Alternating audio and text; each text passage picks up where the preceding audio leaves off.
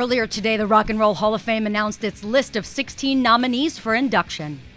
The complete nominees this year are Chic, Deep Purple, Peter Gabriel, Hall & Oates, Kiss, LL Cool J, The Meters, Nirvana, NWA, The Replacements, Linda Ronstadt, Cat Stevens, Link Wray, Yes, The Zombies, and the Paul Butterfield Blues Band.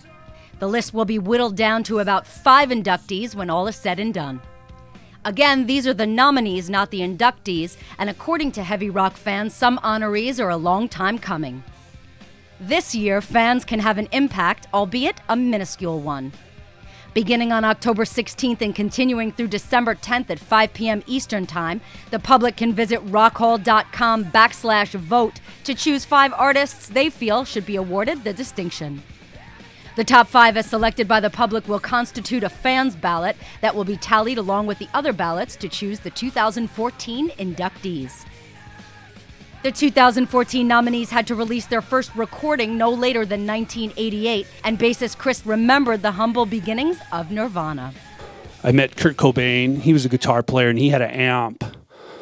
And I had a guitar, but I didn't have an amp. But I knew somebody who had a bass guitar and a bass amp. And the bass amp was the brand PMS. And I don't know. I know what that means, but not as I don't know what that means in regards to like bass amps. But I had this PMS amp and this that I borrowed. So I was a bass player, but I really got into playing bass. Okay. And we hooked up with this person. Eventually, we had different drummers, and we hooked up with this musician from Washington, D.C., Dave Grohl. And that's how we had that incarnation of Nirvana. In a previous interview, Jon Anderson of Yes said that he doesn't worry about getting in. They said, Yes will get in there one day, and I said, no problem. I've never really had a problem about it one way or the other.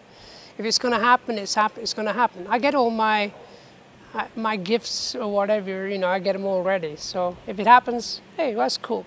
I said we'll all come in our wheelchairs, But I don't mind, actually. I never really thought about it or worried about it. What's the point? I'm more interested and worried about what I'm going to do next year and the music I want to create.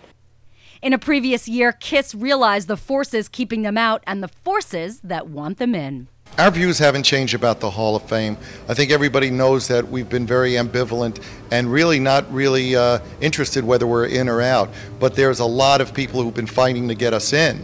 So with us being nominated for induction, we have to say, of course, we would accept, not necessarily because it means that much to us, but it means that much to the people who fought for it. But in the same way that we're proud of the people who fought to get us in, we're equally proud of the people who are still fighting to keep us out, because we are judged not only by our friends, but we're judged by who our enemies are.